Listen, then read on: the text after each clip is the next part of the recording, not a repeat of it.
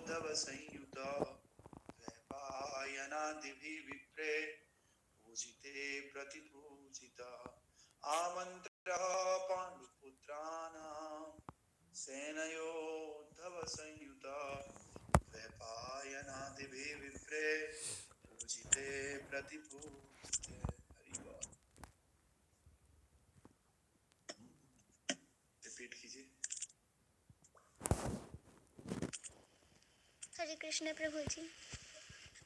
आमन्त्र्य पाण्डुपुत्रांश्च सैन्ययोद्धव संयुत द्वैपायनादिभिर्विप्रे पूजित प्रतिपूजित। हरे कृष्ण प्रभु। आमन्त्राय पाण्डुपुत्रांश्च सेनयोद्धव संयुता दैवपायनादिभिर्विप्रे पूजिते प्रतिपूजिता।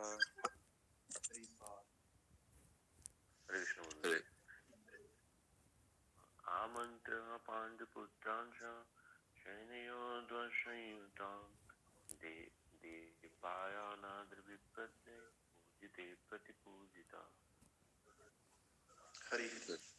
हरे कृष्ण प्रभु। प्रणाम।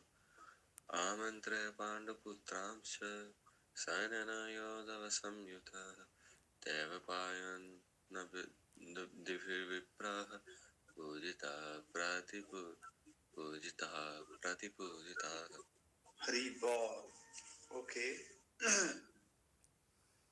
तो आमन्त्र्य प्राणपुत्रांस सेनयोद्धव संयुतम् द्वैपायनादिभिः विप्रे पूजिते प्रतिपूजिता। Lord Sri Krishna then prepared for his departure. He invited the sons of Pandu after having been worshipped by the Brahmanas headed by Srila Vyasdev. The Lord also reciprocated greetings. तो कल हमने देखा कि फिर जब तीनों तरह के अश्वमेध यज्ञ संपन्न हो गए, अश्वमेध यज्ञ जब युधिष्ठिर महाराज ने भगवान श्री कृष्ण के गाइडेंस में किया, तो उसके बाद भगवान श्री कृष्ण ने सात्विकी और उद्धव के साथ प्रस्थान करने की तैयारी की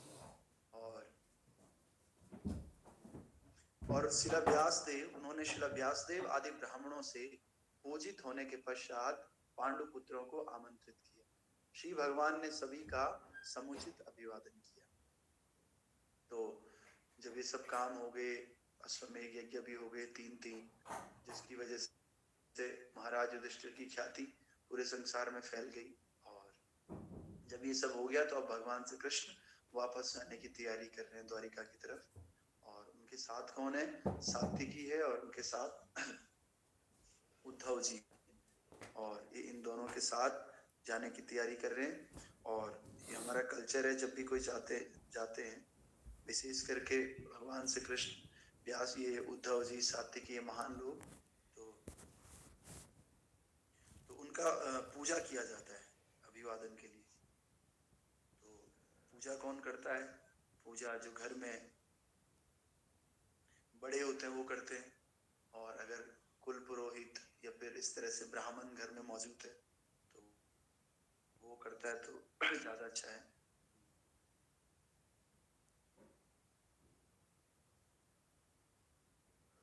तो एक सात्विकी थे और दूसरे उद्धव। आप सभी लोग जानते हैं सात्विकी को भी और उद्धव को भी।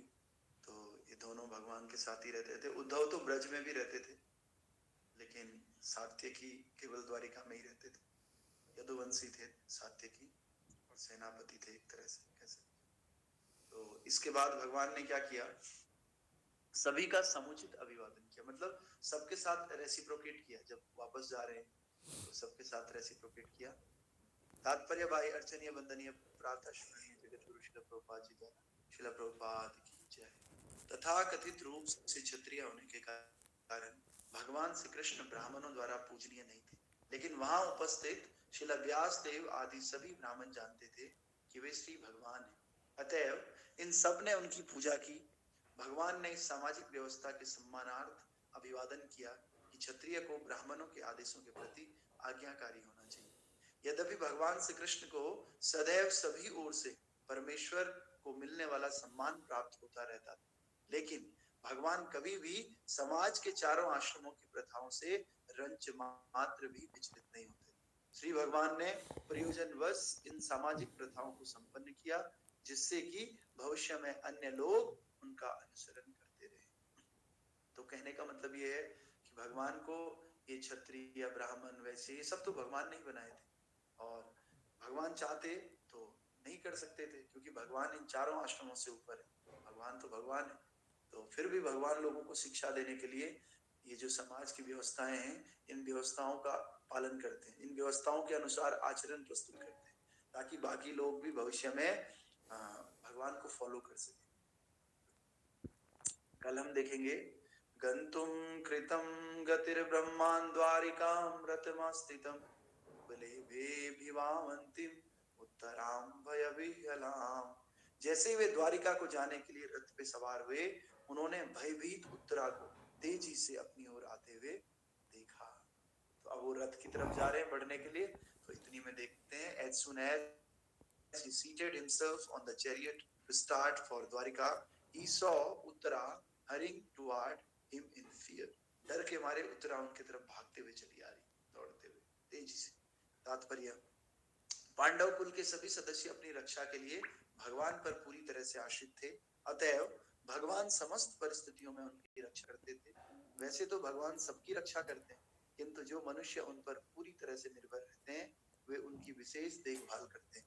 पिता अपने नन्हे पुत्र के प्रति विशेष सतर्क रहता है, क्योंकि वह पिता पर पूरी तरह से आश्रित होता है। जितना हम भगवान पर आश्रित होंगे, उतना ही भगवान हमारी केयर करेंगे। और जितना हम अपनी चलाएंगे, अपने माइंड पे और अपने इंटेलिजेंस पे भरोसा करके खुद करना चाहेंगे, भगवान उतना ही हमारा केयर नहीं करेंगे। तो छोटे बच्चे का केयर क्यों कर किया जाता है पिता के द्वारा? क्योंकि उन्हें पता है कि ये पूरी तरह मेरे पे ही डिपेंडेंट है। इसी तरह से हम सबको भी भगवान पे डिपेंडेंट होना चाहिए। भगवान पे डिपेंडेंट जिस डिग्री के साथ होंगे, उसी डिग्री के साथ भगवान हमारा ख्याल रखेंगे, ध्यान रखेंगे। ठीक है। ग्रंथराज श्रीमद् भागवतम की जय। तो कल उत्तरा का संवाद शुरू होगा, उत्तरा क्या बोल रही है, और ये हम कल पढ़ेंगे। शिला प्रभुपाद की जय। ग्रंथराज श्रीमद् भागवतम की जय। निताई गौर प्रेमानंद। हरि हरि बोल।